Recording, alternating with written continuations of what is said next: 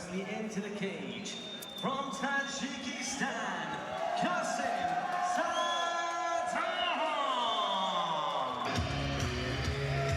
All right, here we have the next fighter from Tajikistan, the welterweight Qosim Sardorov. And yesterday, he was nothing short of completely dominant. He just completely handled England's Reece Treesdale for 3 rounds from top position, securing a comfortable unanimous decision victory and thereby securing his place here in the finals today. It'll be interesting to see if he can be quite as dominant on the top row. I suspect it will be a much more hard-fought battle.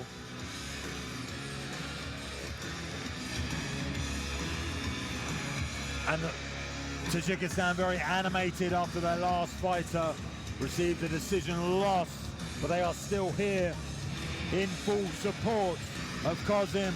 Like you said, very convincing in our semis. And now we move up to welterweights as well. So bigger boys, bigger guys in there, a lot more power possessed. This is when the action gets really exciting. Any moment when you get above the 70 kilo, 77 kilo mark, that's when you carry real power in the hands. I mean, I say that we had an atom weight knockout in our first fight, but I feel like now the margin of error becomes a little bit smaller. As every weight class we go up, you cannot make mistakes because one punch can end the fight. And now please welcome his opponents, representing RMMAU, Vladislav Sukalenko. All right, and in the red corner, we have the RMMAU's Vladislav Sukalenko. As mentioned earlier, and I'm sure it will be mentioned later on as well, Russia, the RMMAU on a real tear here. 9 gold medals so far. Very, very impressive. Can Vladislav Sukalenko make it 10? And like you said, Luke, a lot, or definitely more power on display here. But like you said, the margin for error much, much smaller, and anything truly can happen in MMA. So they've got to mind their P's and Q's. I mean, look at Sukalenko's back. Look at the size of this guy. Yeah. And he's got, I didn't see his age, but he's in the Junior World Championships. So between the age of 18 and 20 years old, looks like he could carry a fridge. Yeah, these are some very well-conditioned athletes. You can tell that, you know, they haven't skipped any days at the gym, I'm sure. So 2 very wrestling-heavy nations, Tajikistan and the RMMAU.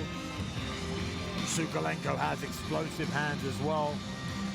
You know, won a decision to get here, but it definitely can put the fight out any second, finish the fight. Oh, ladies and gentlemen, IMMAF presents 3 3-minute rounds in the junior welterweight final. Introducing first in the blue corner, representing Tajikistan, Qosim Sardorov. And his opponent in the red corner, representing RMMAU, Vladislav Sukalenko. Your referee in charge of the action from Sweden, Mattias Sjödén.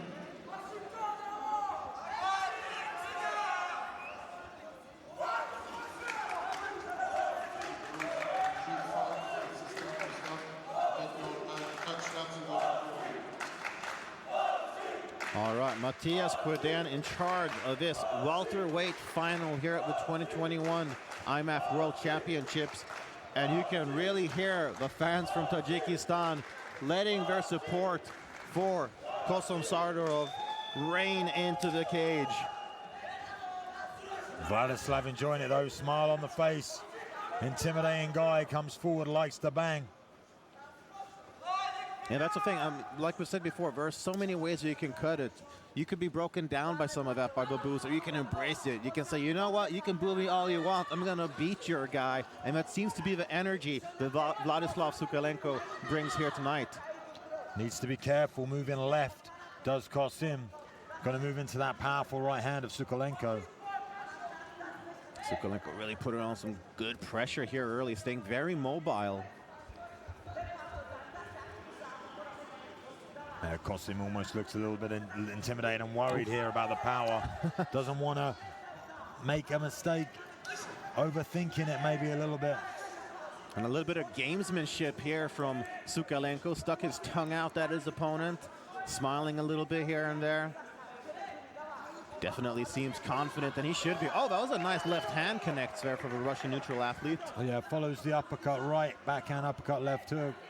Beautiful little combo there from Sukalenko. He brings the, I was just about to say, he brings the kicks up well as well. A little bit too high though, goes over the head. Little cut on the eye. Yeah, this early too. I mean, that could be problematic if we do go into the later rounds. I mean, it doesn't necessarily seem to be in the worst spot, but you don't want that at the start of the first round. Qosim just seems to be double guessing himself for the moment, questioning every movement. The confidence you can feel exuding from Sukalenko. He just seems in complete control of this fight so far. Every time he steps forward, Qosim steps back. He's biting on every feint and just looking to try and get hold of those legs. No. Southpaw stance, switching Sukalenko back to orthodox. And I mean, so much about MMA, it's also like heart, and it's about mental. You know, who can have a mental advantage? Who can have the momentum swing in their favor, just in terms of confidence. See, takedown attempt here for the Russian neutral athlete. Sukalenko deep in on this single leg attempt, gives it up to cause some damage. Needs to be careful of the hips of Qosim as Qosim laces that leg, uses it well to try and escape.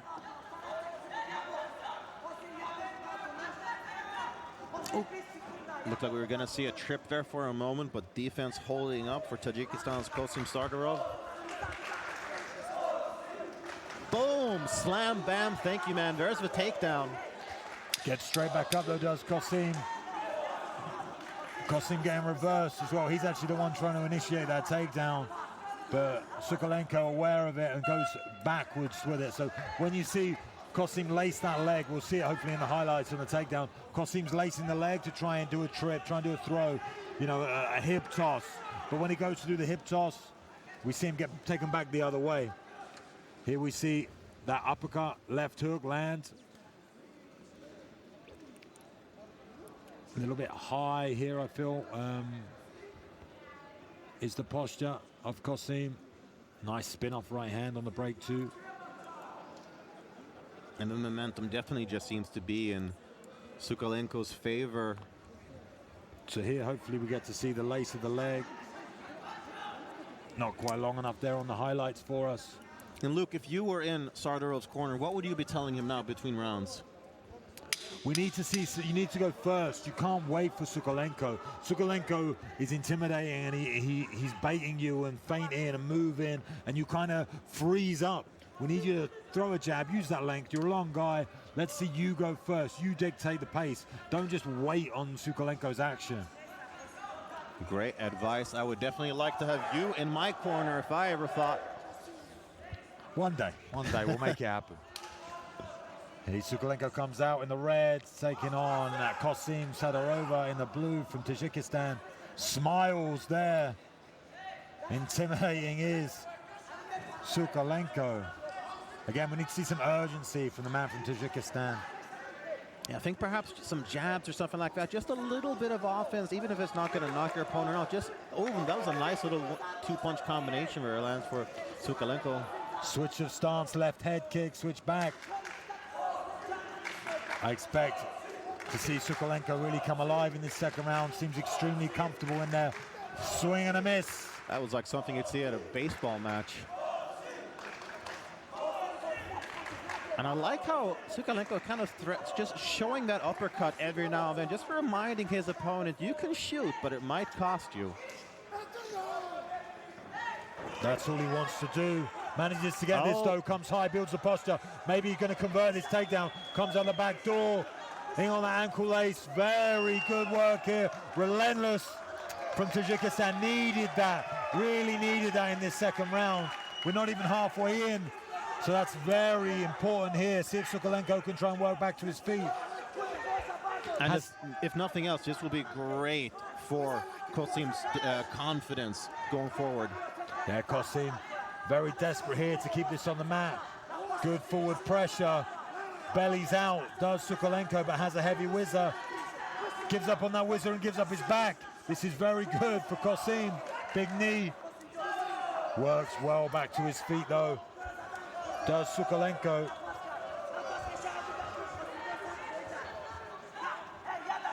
And Qosim Sardorov fighting like he had Luke Barnett in his corner.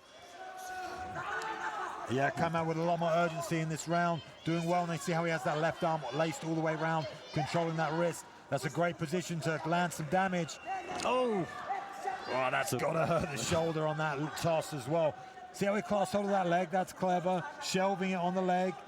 Builds back up. Some beautiful grappling display by Qosim.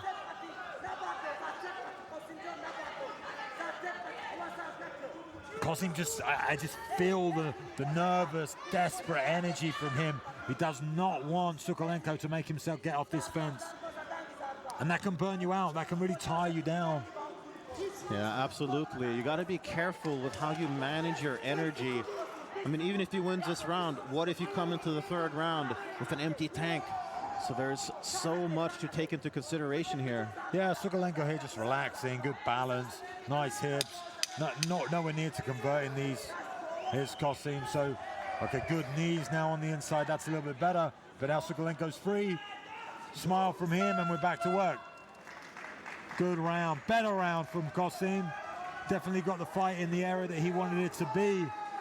But for me, Sukalenko is the only one looking dangerous enough to finish this fight thus far.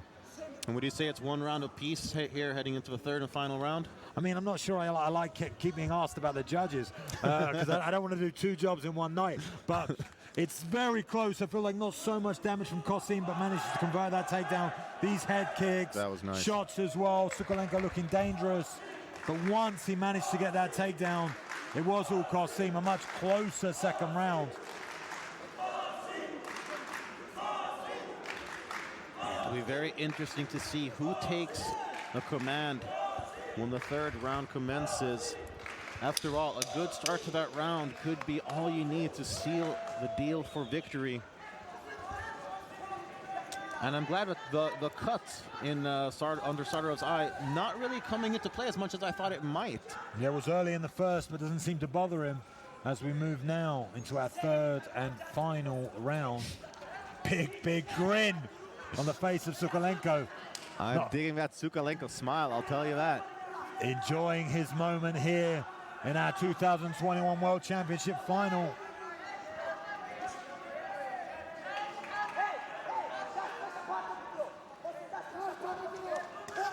Nice little combination there. Nothing that lands with authority, but at least a little something in terms of offense anyway.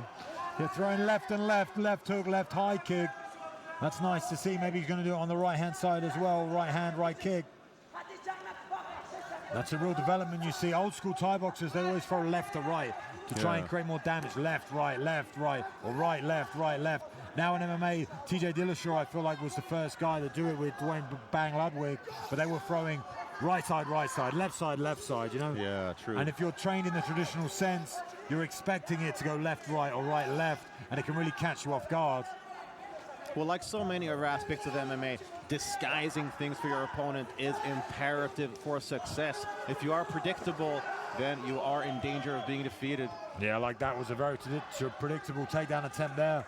But just relentless pressure from Qosim. He knows once he gets connection, he can try and make something happen. Good Kimura grip here for Sukalenko, though, on that right arm. Am I from Boston? That right arm of Qosim. All right, Sardorov gets his arm out of danger. See if he can perhaps secure a takedown, which may very well secure a gold medal as well. Yeah, not so much action here as we come into the midway point of this third round. Great work from Sukalenko, but stuck to him like glue. Qosim. Relentless offense here in terms of wrestling from the Tajikistani fighter Qosim Sardorov.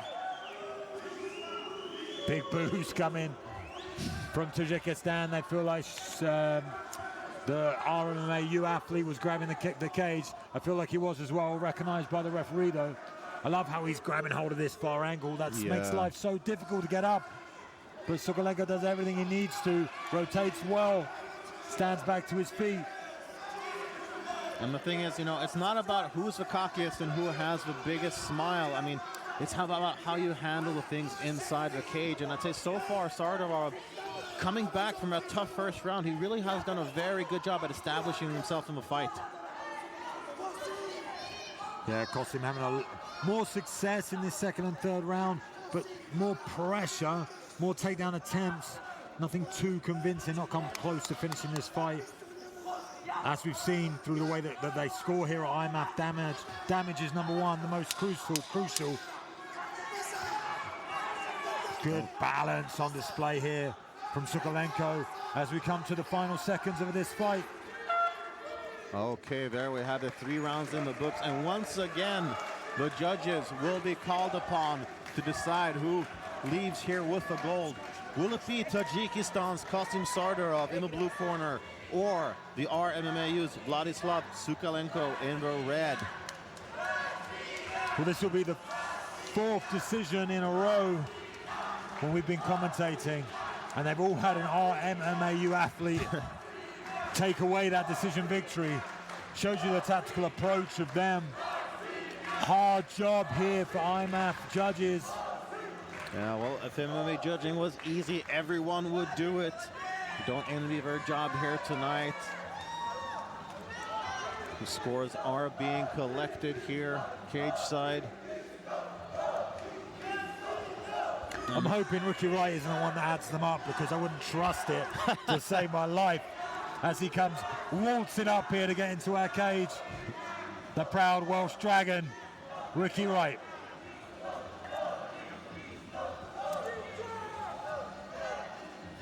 Ladies and gentlemen, after 3 rounds of action, we go to the judges' scorecards, who scored about 30-27, 29-28, and 30-27. All 3 in favor of your winner by unanimous decision.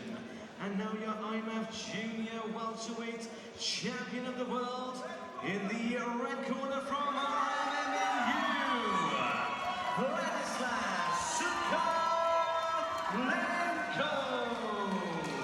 Okay, there you have it. The striking of Vladislav Sukalenko in combination with his defensive wrestling was enough to seal victory here. Luke, what are your thoughts on the fight? Rubbing salt in the wound of the Tajikistanis. That's 2 times they've gone to decision today with RMMAU, and both times they have failed to convert it into a gold medal. They take home 2 silvers, and I think that's 10 now for RMMAU. We will now move over to a short medal ceremony. Please turn your attention to the stage. We are going to be continuing the medal ceremony for tonight. To present the medals for the women's junior featherweight category, please help me welcome